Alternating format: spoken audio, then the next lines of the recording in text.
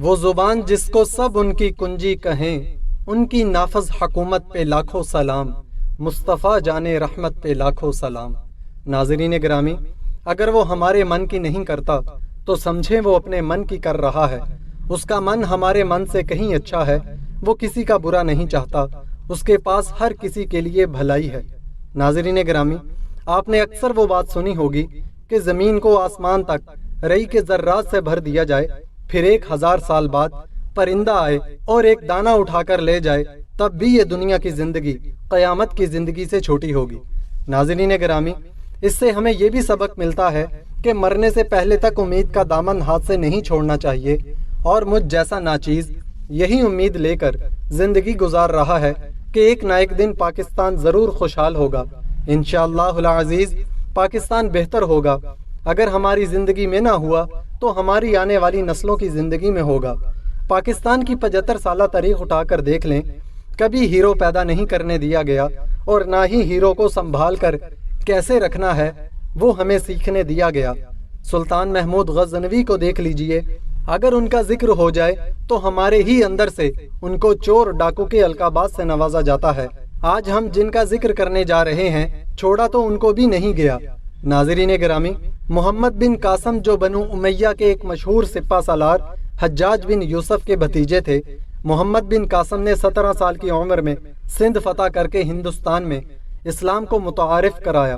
ان کو اس عظیم فتح کے باعث ہندوستان و پاکستان کے مسلمانوں میں ایک مسیحا کا اعزاز حاصل ہے، اور اسی لیے سندھ کو باب الاسلام کہا جاتا ہے، کیونکہ ہندوستان پر اسلام کا دروازہ یہیں سے کھلا۔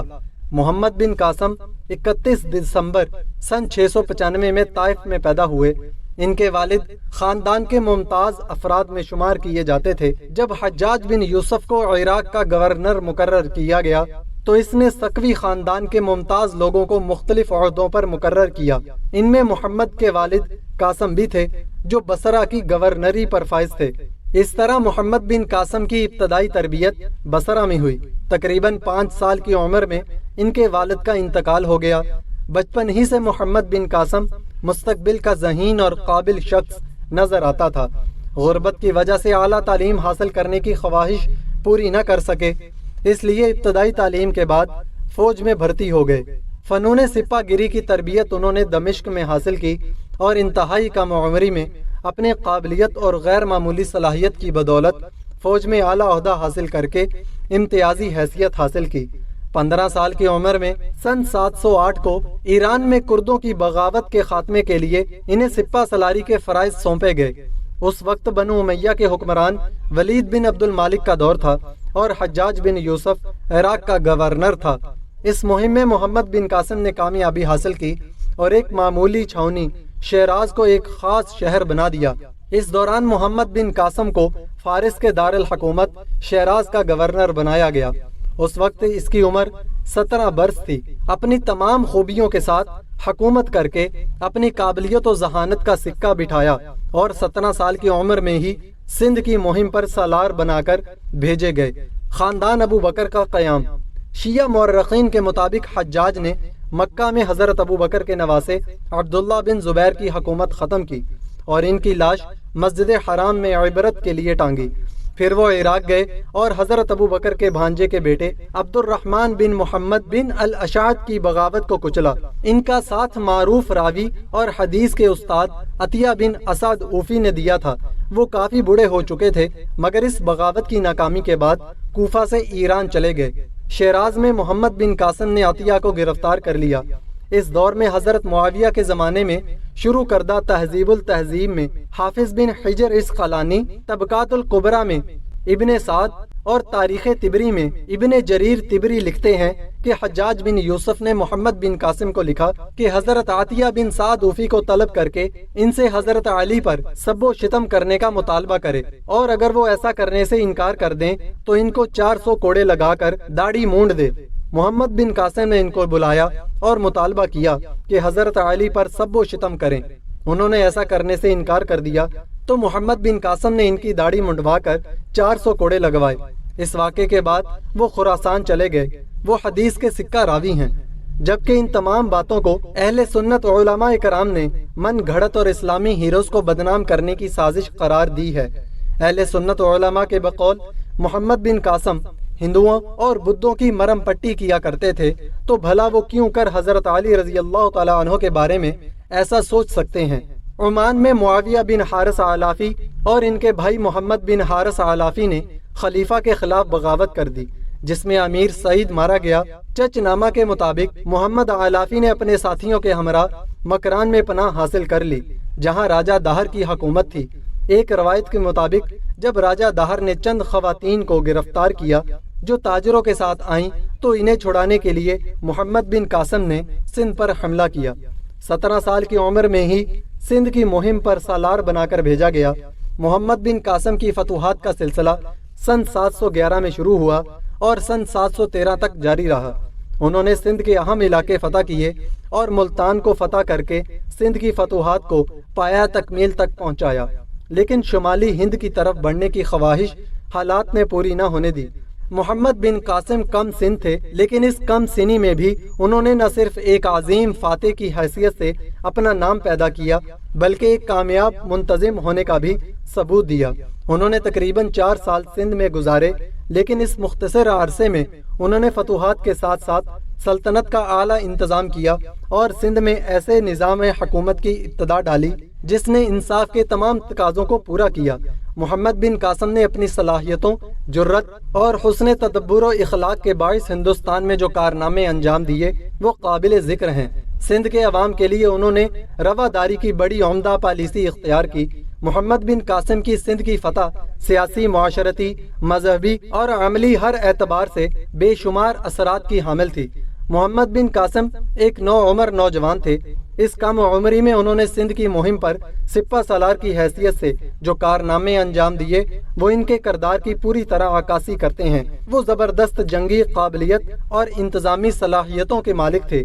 ان کی ان صلاحیتوں کے ثبوت کے لیے سندھ کی مہم کی کامیابی ہی کافی ہے۔ ان کے اخلاق و کردار کا اندازہ اس بات سے بھی لگایا جا سکتا ہے کہ ایک غیر قوم ان کی گرویدہ ہو گئی تھی۔ سندھ کے عوام ان سے بے حد درجہ چاہت کا اظہار کرنے لگے تھے۔ تاریخ سندھ کے مصنف اعجاز الحق قدوسی تحریر کرتے ہیں کہ محمد بن قاسم جب سندھ سے رخصت ہونے لگے تو سارے سندھ میں ان کے جانے پر اظہار افسوس کیا گیا۔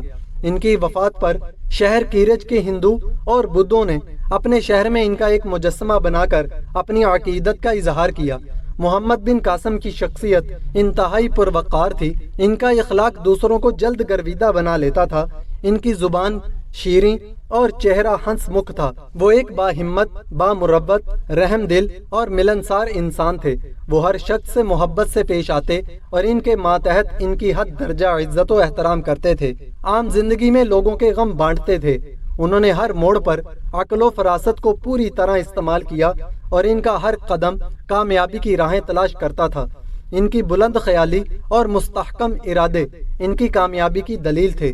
ملتان کی فتح کے بعد محمد بن قاسم نے شمالی ہند کے سرسبز و شاداب علاقے کی جانب متوجہ ہونے کے لیے قدم بڑھائے۔ پہلے کنوج کے راجہ کو دعوت اسلام دی، لیکن اس نے قبول نہ کی تو محمد بن قاسم نے کنوج پر حملے کی تیاری شروع کر دی۔ اس دوران 95 ہجری میں حجاج بن یوسف کا انتقال ہو گیا، جس پر محمد بن قاسم نے کنوج پر فوج کشی کی بجائے واپس آ گئے۔ حجاج بن یوسف کے انتقال کے کچھ ہی عرصے بعد ولید بن عبد المالک نے مشرقی ممالک کے تمام گورنروں کے نام احکامات جاری کیے کہ وہ تمام فتوحات اور پیش قدمی روک دیں۔ محمد بن قاسم کی شمالی ہند کی فتوحات کی خواہش پوری کرنے کی حالات نے اجازت نہ دی اور کچھ ہی ماہ بعد خلیفہ ولید بن عبد المالک کا بھی 96 ہجری میں انتقال ہو گیا۔ اموی خلیفہ ولید بن عبد المالک کے انتقال کے ساتھ ہی فاتح سندھ محمد بن قاسم کا زوال شروع ہو گیا، کیونکہ ولید کے بعد اس کا بھائی سلیمان بن عبد المالک جانشین مقرر ہوا، جو حجاج بن یوسف کا سخت دشمن تھا۔ حجاج کا انتقال اگرچہ اس کی خلافت کے آغاز سے قبل ہی ہو گیا، لیکن اس عداوت کا بدلہ اس نے حجاج کے تمام خاندان سے لیا اور محمد بن قاسم کی تمام خدمات اور کارناموں کو نظر انداز کرتے ہوئے انہیں حجاج کے خاندان کا فرد ہونے کے جرم میں عتاب کا نشانہ بنایا۔ سلیمان نے یزید بن ابی کبشہ کو سندھ کا والی بنا کر بھیجا اور حکم دیا کہ محمد بن قاسم کو گرفتار کر کے بھیجو۔ محمد بن قاسم کے ساتھیوں کو جب ان کی گرفتاری کا پتہ چلا تو انہوں نے محمد بن قاسم سے کہا کہ ہم آپ کو اپنا امیر جانتے ہیں اور اس لیے آپ کے ہاتھ پر بیعت کرتے ہیں، خلیفہ کا ہاتھ ہرگز آپ تک نہیں پہنچنے دیں گے۔ لیکن محمد بن قاسم نے خلیفہ کے حکم کے سامنے اپنے آپ کو جھکا دیا۔ یہ ان کی عظمت کی سب سے بڑی دلیل ہے کہ اگر وہ ایسا نہ کرتے تو ان کی امداد کے لیے سندھ کے ریگستان کا ہر ذرہ آگے آتا، لیکن انہوں نے اپنے آپ کو ابھی کپشا کے سپرد کر دیا۔ محمد بن قاسم کو گرفتار کرنے کے بعد دمشق بھیج دیا گیا۔ سلیمان نے انہیں واسط کے قید خانے میں قید کروا دیا۔ 7 ماہ کی قید کی صحبتیں جھیلنے کے بعد 19 سال کی عمر میں 18 جولائی سن 715 کو وہ اس دنیا سے رخصت ہو گئے۔ اس طرح محسن سلطنت کی خلیفہ نے قدر نہ کی اور ایک عظیم فاتح محض خلیفہ کی ذاتی عداوت و دشمنی کی بنا پر اپنی زندگی سے ہاتھ دھو بیٹھا، لیکن انہوں نے جنگی صلاحیتوں، جرأت اور حسن تدبر و اخلاق کے باعث ہندوستان میں جو کارنامے انجام دیے وہ تاریخ میں سنہری حروف سے لکھے گئے۔ ان کی موت سے دنیا اسلام کو عظیم نقصان پہنچا۔ محمد بن قاسم سندھ میں تقریباً 4 سال رہے۔ سندھ فتح کے بعد انہوں نے یہاں کا نظام حکومت انتہائی کامیابی سے چلایا۔ اس نظام کی کامیابی یقیناً ان کی شخصیت کی مرہون منت تھی۔ انہیں سندھ کی گورنری سے معزول کر کے یزید بن ابی کبشہ کو گورنر مقرر کیا گیا، لیکن ان کا چند ہی دن بعد انتقال ہو گیا۔ اس کے انتقال اور نئے گورنر کے آنے تک محمد بن قاسم کی گرفتاری کے اثرات سندھ میں بد نظمی کی صورت میں نظر آنے لگے۔